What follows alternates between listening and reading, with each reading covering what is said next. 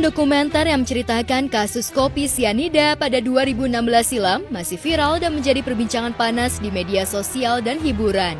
Ice Cold Murder Coffee and Jessica Wongso, demikian judul film non-komersil itu, membuat sosok Jessica Kumala Wongso sebagai terpidana pembunuh Wayan Mirna Salihin yang diganjar hukuman 20 tahun penjara kembali menjadi sorotan. Sederet selebriti maupun YouTuber seolah menyangsingkan Jessica membunuh Mirna yang merupakan sahabatnya saat kuliah di Australia. Pasalnya, tak cuma masyarakat awam maupun selebriti, sejumlah praktisi hukum pun menyangsingkan Mirna mati karena racun sianida yang ditaburkan Jessica ke es kopi Vietnam pesanannya. Sejumlah kejanggalan pun bermunculan ketika sejumlah YouTuber mengupload podcast dengan orang-orang yang terlibat dalam kasus kopi sianida. Promo podcast yang berisi pembelaan terhadap Jessica yang diupload YouTuber Deddy Corbuzier dan Dr. Richard Lee tiba-tiba di-take down oleh platform media sosial. Jaya ini dokter kopi sianida. Kalau misalnya ada botol ya, banyak banget sianidanya, udah 7.000. Saya minum, ya nggak kelihatan lah saya minum pokoknya ya, terminum ya, katanya terminum, tapi di lambung saya 0 sianidanya, 3 hari kemudian dicek cuma 0,2 sianidanya. Artinya apa sih? Artinya tidak ada sianida yang masuk. Yang 0,2 itu terjadi karena kontaminasi atau pembusukan. Berarti matinya bukan karena sianida? Bukan.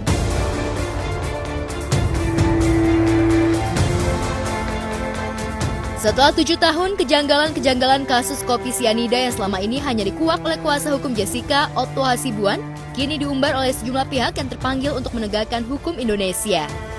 Meski vonis untuk Jessica sudah berkekuatan hukum tetap karena sudah mencapai tingkat pengadilan yang paling tinggi, yaitu peninjauan kembali atau PK, banyak yang mengharapkan keajaiban akan kebebasan Jessica.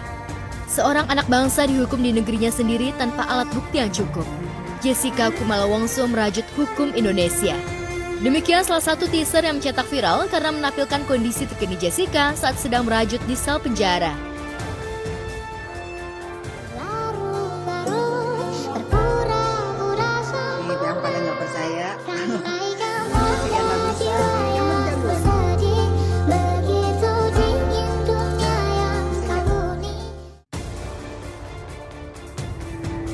Dan Senin 9 Oktober lalu, Jessica genap berusia 35 tahun. Ibunda dan tim kuasa hukumnya mendatangi Lembaga Pemasyarakatan Perempuan Pondok Bambu, Jakarta Timur, tempat Jessica ditahan dengan membawa nasi tumpeng. Lalu benarkah Jessica yang sempat dikabarkan depresi kini sudah berdamai dengan suratan takdir hidupnya? Ini Elizabeth Batubara, saya Jessica juga, ini kenal ya, yang lengkap, Sultan Purba, penasihat komisi juga. Kami dari Otto Hasibuan Associate. Kebetulan hari ini Jessica ulang tahun. Kita usianya umurnya lah ya, ulang tahun. Nah, kita bawakan dia ulang tahun dan beberapa kado. Kado itu ada sebagai yang bawa, yang lain nggak bisa karena perusahaan itu dari pendukung-pendukung Jessica. Kumpulan di rumah saya. Apa? Untuk kondisi Jessica di dalam seperti apa?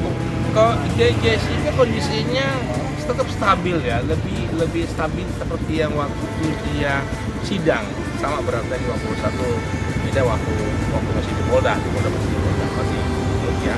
Nah, dia tetap orang yang merasa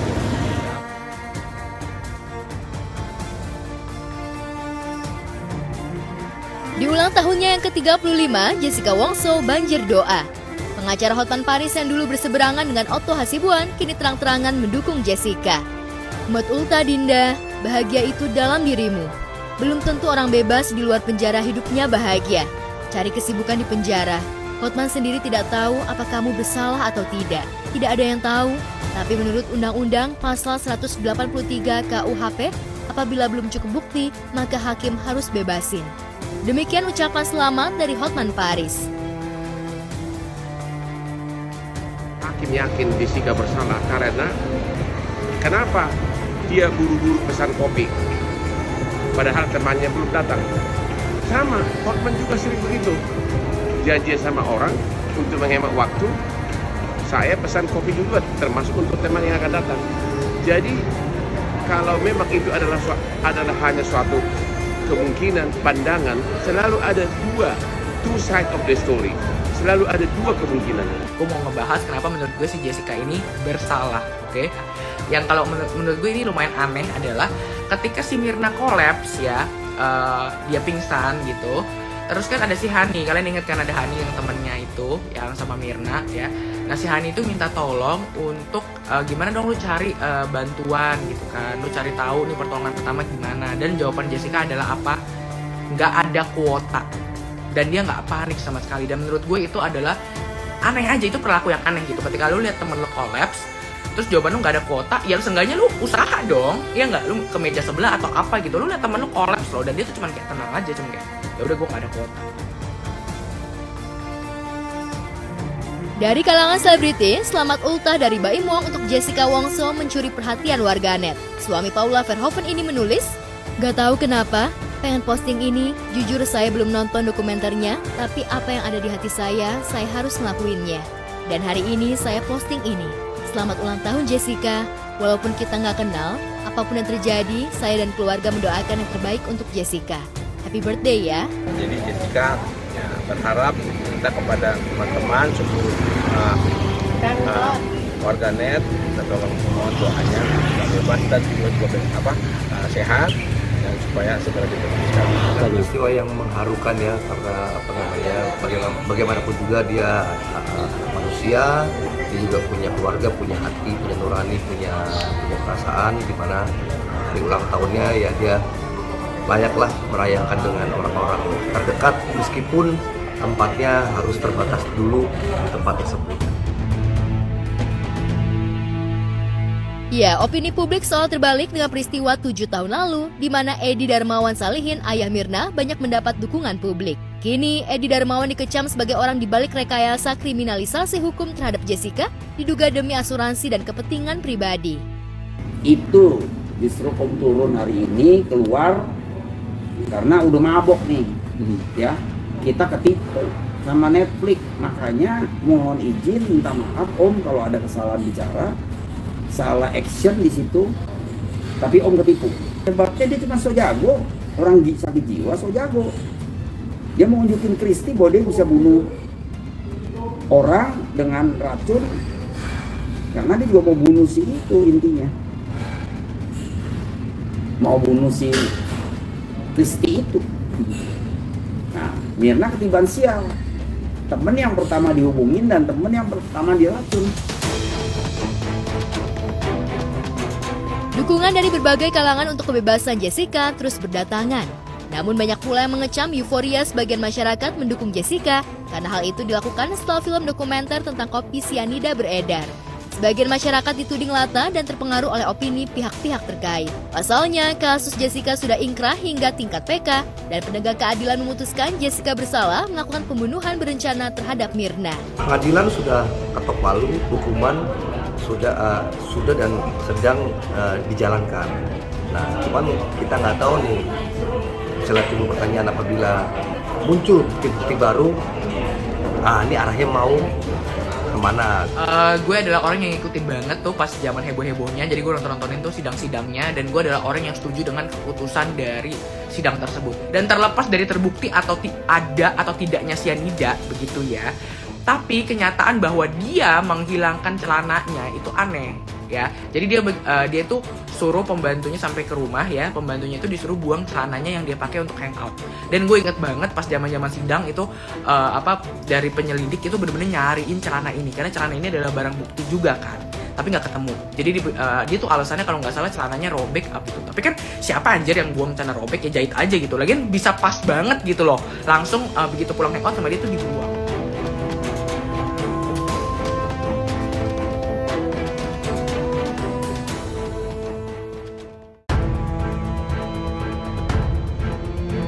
Bodinya dituding melakukan kejahatan juga dirasakan oleh komedian Yadi Sembako dan Gus Anom, guru spiritualnya.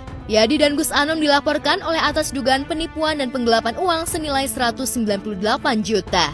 Yadi dan Gus Anom disebut-sebut mendirikan gudang artis manajemen yang berniat melaunching manajemen artis yang mereka dirikan pada 26 Agustus lalu. Pihak event organizer pun mereka kontrak untuk menggelar acara launching yang juga dimeriahkan sederet artis diantaranya Aldi Taher. Sayangnya setelah acara itu sukses digelar berkat dukungan I.O dan sejumlah artis, pihak Yadi dan Gus Anom membayar mereka dengan cek kosong. Muhammad Adri Permana dan Ade Amelia yang melaporkan Yadi Sembako dan Gus Anom ke Polres Tangerang Selatan mengaku sudah menghubungi keduanya untuk meminta pertanggungjawaban, namun Yadi dan guru spiritualnya itu tak menunjukkan itikat baiknya. Tapi benarkah Gus Anom terlibat langsung kasus penipuan dan penggelapan itu? Karena profiling beliau adalah identik dengan profesi sebelumnya, ya, dengan keberagaman profesi, tapi saat ini berbicara dengan kapasitas sebagai komisaris. Komisaris PT yang sudah sah berdiri dengan akta otentiknya.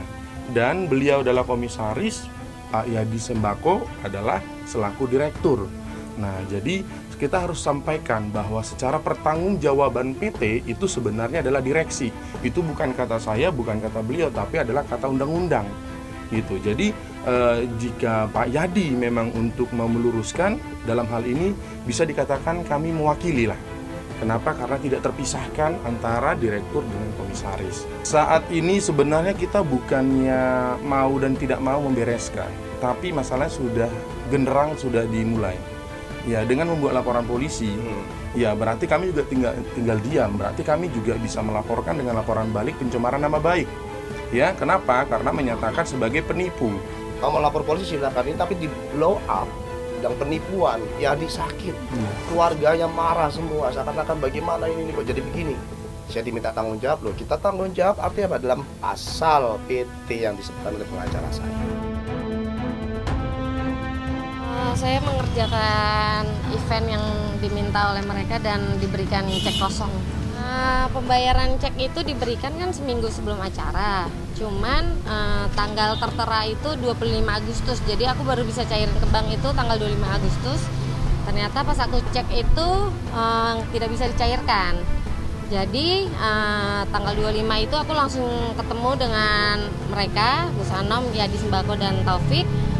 Mereka katanya bilang dananya belum masuk, jadi harus ditunggu hingga hari Senin. Sementara acaranya itu hari Sabtu. Jadi saya bilang ya udah minta cash aja pembayaran untuk DP. Kalau mau kita kerjakan berikan DP cash. Mereka tidak bisa kasih sehingga saya tidak mau hadir di situ. Makanya dia ganti IO yang baru itu Mas Andri. Tahu saya seperti itu ya. Ternyata ganti IO yang baru pun sama, kasih cek bodong juga, ya kan? Jadi klien kita 85 juta yang sudah kita terima ceknya, 50 juta belum terima, bahkan yang speak up kemarin Mas Andri 250 juta. Jadi perilaku seperti ini harus kita stop, jangan sampai ada korban-korban yang lain. Kami diberikan cek, saya sebagai vendor diberikan cek, teman-teman yang lain juga ternyata belum diberikan. Nah, saya sudah periksa di tanggal 28 Agustus, Senin itu ternyata ceknya kosong. Ceknya kosong, terus kami coba lakukan secara kekeluargaan, kapan pembayaran, segala macam. Menjanjikan setiap hari selama kurang lebih 3 minggu, dan setelah 3 minggu ini kami ambil tindakan yang tegas. Dan PT kita bicarakan kok, ini cek ditulis tanggal 24. Kita udah ngomong di awal.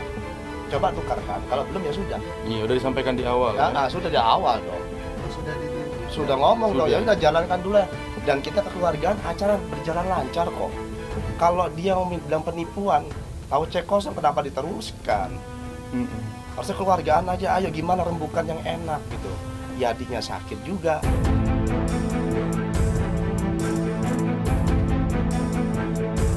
Pernyataan Gus Anom memang berbeda dengan penjelasan Yadi Sembako dan pihak IO. Yadi mengaku mendirikan manajemen artis bersama guru spiritualnya itu dan semua yang dilakukannya atas persetujuan Gus Anom. Meski begitu, pihak kepolisian membutuhkan satu alat bukti lagi untuk menetapkan Yadi maupun Gus Anom sebagai tersangka. Jika terbukti bersalah melanggar pasal 21 ayat 4 KUHP tentang penipuan dan penggelapan, Yadi dan Gus Anom bisa dihukum 4 tahun penjara. Ya, benar nggak nih hubungan Kak Yadi sama Gus Anom jadi pecah? Kabarnya Kak Yadi akhirnya hengkang gitu dari manajemen itu. Saya tidak bilang saya hengkang, nggak pernah saya ngomong ada surat pengunduran diri, nggak ada saya. Cuma saya sudah tidak mau kerjasama. Nah, maksudnya seperti ini, dia mau pakai pengacara silakan, tapi saya nggak ikut pengacara itu, gitu loh, Eva. Karena dia yang sudah mau bertanggung jawab. Kalau sama Gus Anom, tanya Gus Anom karena dia sudah bertanggung jawab dan saya ada bukti-buktinya seperti itu. Mau video, mau voice note, mau tanda tangan sudah ada bukti-buktinya yang itu saya sudah akan laporkan nanti. Jadi pemerintah saya sudah siap, gitu. Kita sudah siap dengan bukti-bukti yang ada. Nggak ada penjebakan, nggak ada di sini mau kayak masa penumbalan jadi ditumbalin bahasa kayak itu nggak ada. Kita kerja tuh bareng-bareng, kita niatnya baik. Saya dulu pengajiannya wilayah untuk pengajian, sekarang gudang artisnya yang untuk emang wadah buat teman-teman nantinya. Dan saya juga dijanjikan dengan investor kami yang ya saya nggak bisa cerita gimana nanti kita lihatlah endingnya.